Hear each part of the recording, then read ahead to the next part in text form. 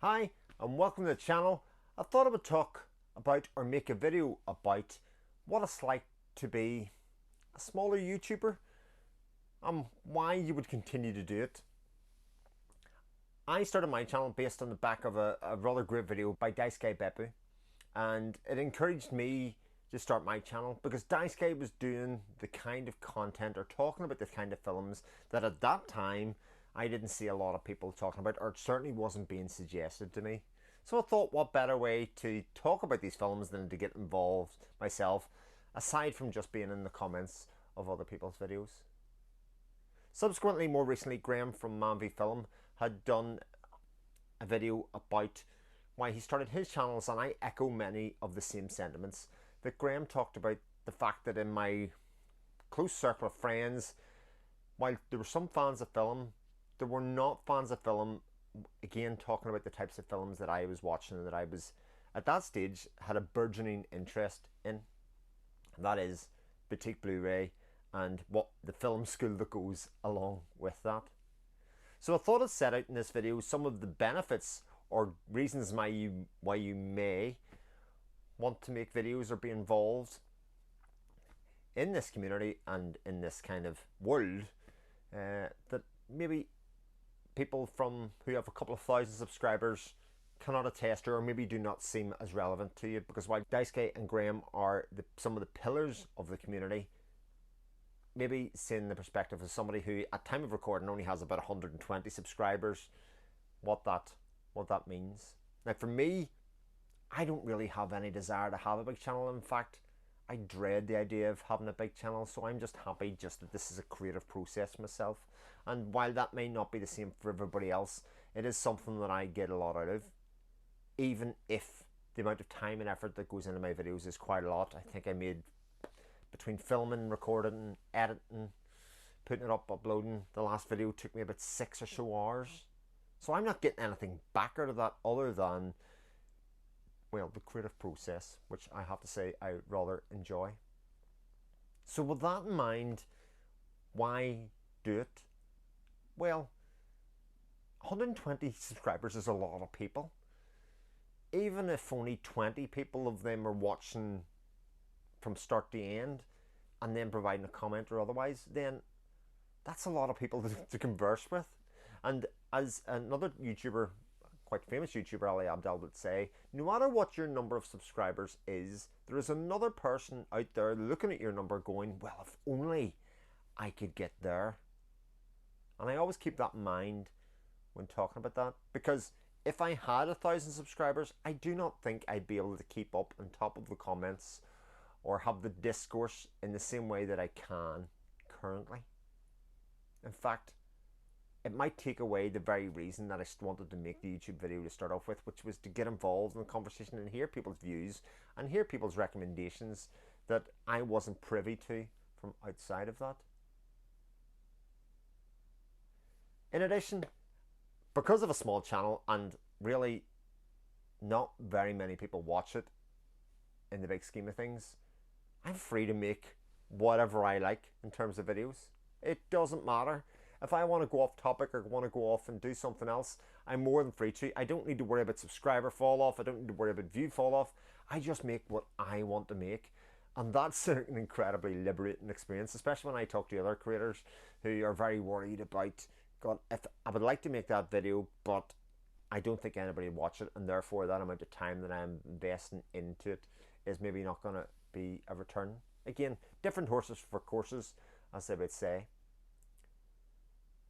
And I'd also like to pay tribute to a lot of other smaller YouTuber accounts, and I'm going to use the threshold of say 500 subscribers to be the cutoff for, you know, that whether you're a big or small YouTuber. I know a couple of friends that are right around that mark, but let's be honest, any recommendation that I have ain't getting you any subscribers anyway.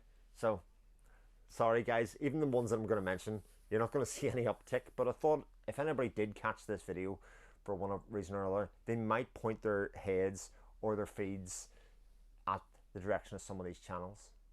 So where to start? Let's talk with somebody that doesn't post very often, but I think makes some of those beautiful videos about boutique Blu-ray, specifically Criterion. That's Dylan Aguilar. who is as far as I can tell, a film student, and you can tell from his productions. Doesn't post very often, but every time you post something, I look forward to it greatly, Dylan. Keep up the great work. Another one, David of Premium Blu-rays, a man who I would say of a similar age to myself that likes to talk about what he's been watching, which is what I like to talk about, except David's choice of films are so far to my sphere of stuff that's in my collection that I would never come across it, and yet the time and effort that he puts into his videos is a lot greater than even much more successful YouTube channels. Nothing more to say than I appreciate your content, and I look forward to every time one of those videos hits my sub boxes. Keep up the work, David. We've also got SJS Films, a young man who's a cinephile that I'm quite jealous of. He has seen probably more classic art house movies than I have, and I often wonder if I was his age and knew as much as he did, where I would be at the age I am currently. Bit jealous, but again, lovely to see that he diversifies his channel into talking about things that he wants to do, talking about books, talking about the craft of writing, talking about music. Again, awesome.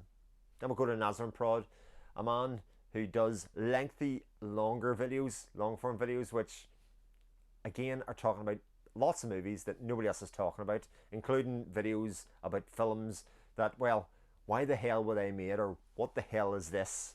Always a joy to watch and see, and always from the slant that, well, Peter was a film student at some stage. And then I'll end with what actually is my favourite channel, which is Solitary Ronin Films, a man who talks about more interesting films and interesting cinema than I ever know what to do with. The man has cost me a fortune, but I look forward to each and every single one of his videos because, well, it gets me that rush and excitement about films that I haven't seen, and usually does it in a very non-spoilerific way, which is always great to see. So there's some channels for you to check out if you want to. But in general, if you're thinking about becoming part of the community, whether you're in the comments of other people's videos already, not sure whether you should show off some of your collection or whatever it is that you want to share yourself, go ahead and do it. Just don't be expecting, you know, massive channels at the end. Those guys know what they're doing. I very much appreciate the content that they're all putting out, and that's one of the great things that's amazing about this community. It is a very warm and welcoming community. Even though I'm a very small channel, I feel very much a part of what's going on and what everybody's doing, and having those opportunities to respond to other people's videos or to make, you know, similar style videos based on what questions they came up is always just something that's really fun to do. So thank you very much for watching. Hope you're keeping well, and if you do decide to start up a channel, or you previously, you know, were doing some videos and you haven't done some in a while, stick a link down in the description, or give me a link, let me know. I'll put up a new video on my channel. I'll click on your thing and I'll watch it. I dearly love seeing fresh voices in the community because you'll be just like me. Thanks very much. I'll speak to you soon. Take care. Bye.